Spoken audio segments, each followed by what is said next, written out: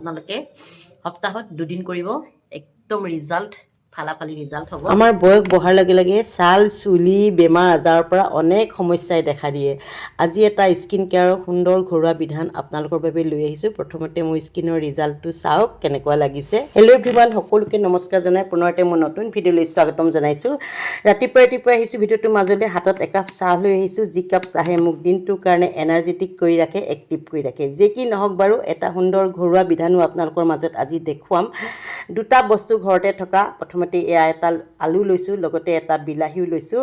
আলুৰ ৰসে আপোনাৰ বহুদিনীয়া পুৰণি ক'লা দাগ মুখৰ পৰা ৰিমুভ কৰিব আৰু বিলাহী কথাটো জানেই, ব্লিচ কৰিব, সুন্দৰ মুখখন উজ্জ্বল কৰি তুলিব।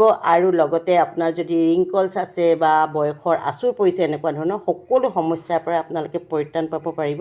আৰু প্ৰথমতে আলু আৰু বিলাহী দুইটা ৰুকি পেলাই মই এনেদৰে ৰসখিনি উলিয়াই লৈছোঁ। ইয়াত অকণমানো পানী ব্যৱহাৰ নকৰিব আপোনালোকে, যিকণ ওলাই সেইকণেই আপোনালোকে ল'ব। লগতে এয়া দিলোঁ পিঠাগুড়ি সলনি আপোনালোকে বেচনো ব্যৱহাৰ কৰিব পাৰিব। যিসকলৰ মুখখন বহুত বেছি তেলেতীয়া তেওঁলোকে বেচন ল'ব, আৰু যিসকলৰ ড্ৰাই তেওঁলোকে কিন্তু পিঠাগুড়ি ল'ব। লগতে এয়া দিলোঁ এল'ভেৰা।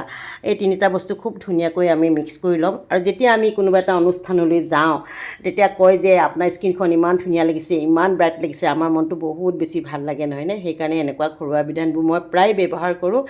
আৰু এইখিনিতে এয়া মোৰ ৰেডি হৈ গ'ল। ৰ'ব এনেকৈ কিন্তু নলগাব দেই, মুখখন চাফা কৰিহে লগাব। বহুতে কিন্তু তেনেকৈ লগাই দিয়ে লেতেৰা মুখতে, যি কাৰণে তেখেতলোকে সুফল নাপায়। যি কি নহওক, সুন্দৰকৈ এনেকৈ আমি এখন হাতেৰে চাৰিওফালে স্প্ৰেড কৰি দিলোঁ, এটা পাতল হেঁচা দি। আৰু তাৰ পাছতে এনেকৈ দুখন হাততে লৈ ল'ব দেই। এনেকৈ লৈ পেলাই আপোনালোকে মাছাজ কৰিব। এখন হাতেৰে কিন্তু নকৰিব, প্ৰথমতে এখন হাতে লগাইহে ল'ব, দুখন হাতত এনেকৈ লগাই পেলাই মাছাজ কৰিব। মানে তেতিয়া সমান প্ৰেছাৰটো পায়, নহয়নে? তেতিয়া আপোনালোকৰ ৰিজাল্টটো খুব ধুনীয়া হয়। সেইটোৱে কথা, বহুতে নাজানে আচলতে লগাব, সেইকাৰণে জাহা তাহা লগাই দিয়ে আৰু ৰিজাল্টটো নাপায়।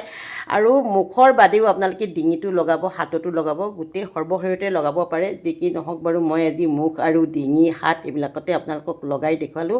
আপোনালোকে সপ্তাহত 2 বাৰ লগাব প্ৰথমতে, তাৰপাছত আপোনালোকে 15 দিনৰ মূৰত এদিন লগালেও হ'ব। এদিন ব্যৱহাৰ কৰি চাওক, আপোনালোকে ৰিজাল্ট 100% সুফল ৰিজাল্ট পাব, ভাল ৰিজাল্ট পাব। আগতেও মই এনেকুৱা বহুত বিধান দিছোঁ, আৰু বেছি সংখ্যক মানুহে মেছেঞ্জাৰটো কয় বা কমেণ্টতো কয় খুব ভাল ৰিজাল্ট পোৱা বুলি। গতিকে মই এনেকুৱা ধৰণৰ ৰেমেডিবিলাক আপোনালোকৰ মাজলৈ লৈ আহোঁ। আৰু বহুতে বেয়া পায়, কিন্তু কয় যে এইটো বয়সত এইবিলাক কৰিব নালাগে। যি কি নহওক, এতিয়া মই শুকাবলৈ এৰি দিম। একেবাৰে শুকোৱাৰ পাছতে কিন্তু মুখখন চাফা কৰিব।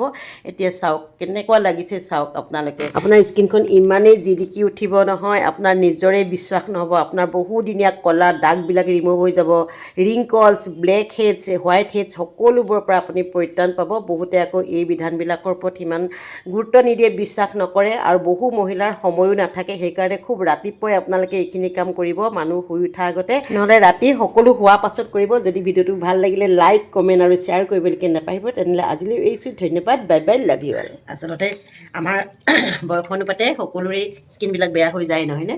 কিন্তু যদি আমি এনেকৈ যতন কৰি ৰাখোঁ, আপোনাৰ বয়স হৈ হাৰ মানিব আপোনাৰ ওচৰত। তেনেহ'লে থেংক ইউ ছ' মাছ, ভিডিঅ'টো চাই থাকিবলৈ, লাভ ইউ অল।